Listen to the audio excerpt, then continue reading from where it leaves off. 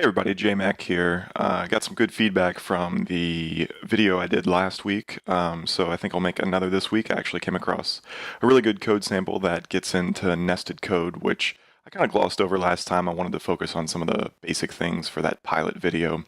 But today I came across just a nice condensed piece of nested code that I think we can go over to apply some of the practices that I talk about in the BaseCode Field guide. So.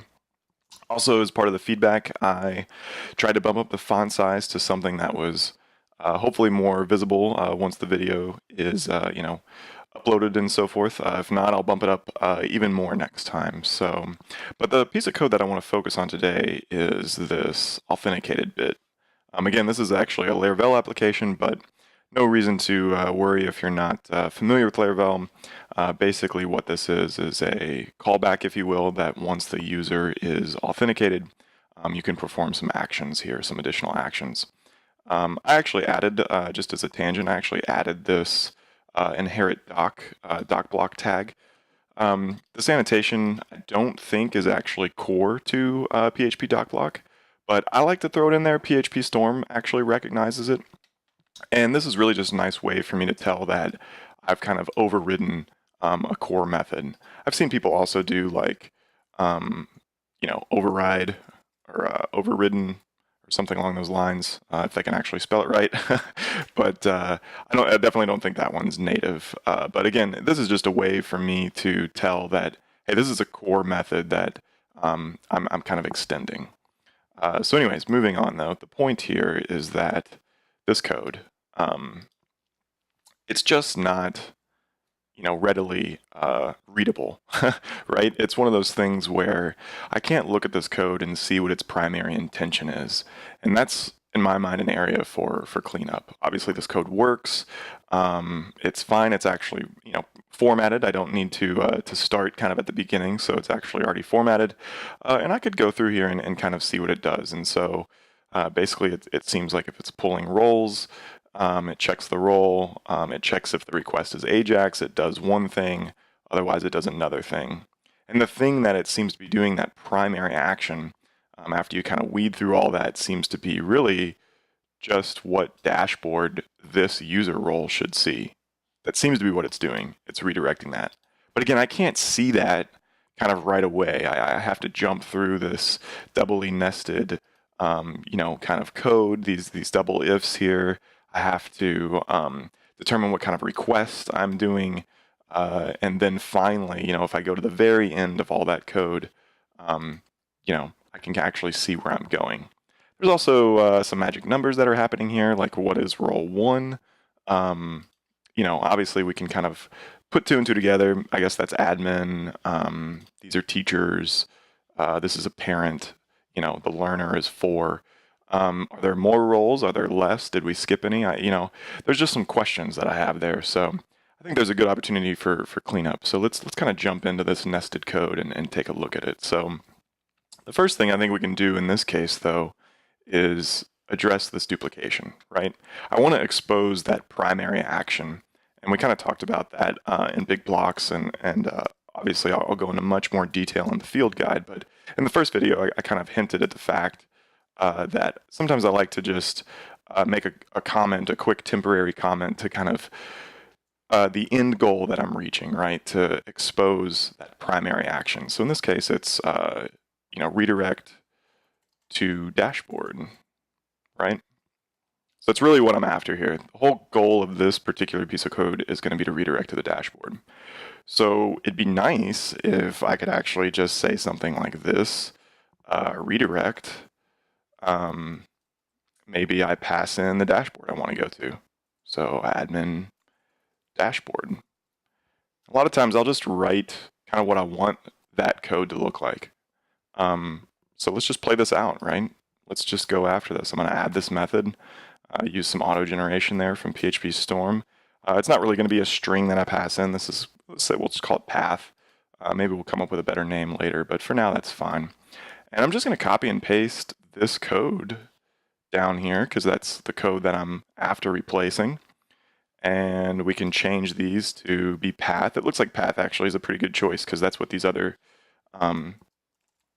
methods actually call that argument. So let's change those. And there we go. So I've now kind of anonymized that. I've condensed it to a private function, so it's not necessarily going to be exposed anywhere else. It's just got some simple naming. We may revisit that, but again, I don't want to get stuck on something like naming. I just want to move forward. So let's just keep hacking away at this. So now that I've done that, all of this duplication can actually be changed on all of them. So let's just drop this in here. And we'll actually change this to be learner. It's just a game of copy paste here. Make sure we do that right. Ideally, you would have some tests that would all back this up, but this application, of course, does not, or this project, I guess, does not. So for now, we'll just keep hacking at it. So there we go. So obviously much more condensed now. We're actually kind of doing the right thing. But there's one more step I actually want to mess with here. I don't like the fact, we kind of get this from PHP Storm again, I don't like the fact that this is unused. We get this request parameter injected that actually, to the point of testing, would help us work with this method in isolation if you wanted to write a unit test, for example. But we're not using that anywhere in here. But we are actually needing it in the redirect. We kind of use the facade at this point, both places. When we really just could use this request. So I'm going to pull this off and just kind of clean that up as the first argument. And let's just see if I can use this multi-line. Nope. There we go. So let's just drop in that request. And we'll just pass this in as the first. And it'll kind of duplicate this method signature, which would bother me in some cases, but the fact that this is a private method doesn't necessarily bother me to just kind of pass that down so more things inside of this class could use it. If I were passing this kind of as a data pair or a data group or a data clump, as people call it, you know, I might want to look into maybe doing something else. But since we're kind of, again, inside of this class, that doesn't concern me that much. So let's get rid of this first facade and just use that. So request, it does have Ajax, so that's nice and simple. And let's also, I'm just going to throw in a line break here while I'm there, and we can change this to response, I think, just like a global, whoops, a little global helper. I think, yes, and that's all nice and clean. So there, we got rid of those facades. Not that there's anything wrong with those, but we had what we needed from the request object that was injected. And then we can just continue to use these helpers. Nice little symmetry there, which I also talk about in the field guide. So just one of those things where, you know, if we don't need to use something, let's go ahead and trim it down, right? So let's go back to the original method. We definitely got rid of that duplication. We exposed this primary action much better. But I think we can take this a bit farther. So first of all, let's address these magic numbers. Real simple thing we can do here. I want to, I guess, explore the code, and since I have already, let's just jump ahead. The funny thing is there's actually this role, kind of enum class, if you will, that they actually have these things. They have this admin, this teacher. So it's all here already. They're just not using it. So that was just something that I found in the code base. The other thing that's interesting is that these are public static. I don't think there's really a need for that, in my opinion. I don't see methods changing these, right? Like I don't see this class changing it internally and changing, you know, admin to 5, for example. That shouldn't happen. So because of that, let's actually just make these a constant. And that'll be a little bit cleaner, not only in the syntax, but also, again, kind of dictate, look, these don't change, right? These shouldn't change. So let's use these. Role. The first one we said was admin, and let's import that class so we get some nice auto completion there. And let's actually do the right casing, my fault. All right, so role teacher, right? There we go. And we have role the parent in this case, and role learner. There we are. Great, so we got rid of those magic numbers. We could totally stop here. This is fine. There's nothing wrong with this code. Again, we've gotten rid of that duplication. We've kind of cleaned up with those magic numbers. We've exposed that initial intent. I think this would be completely acceptable. I'm going to take it, again, just one little step farther, and this is just a personal preference. This isn't anything that I necessarily do all the time. I think it fits in this case, though. And what I want to do is change this to a switch statement.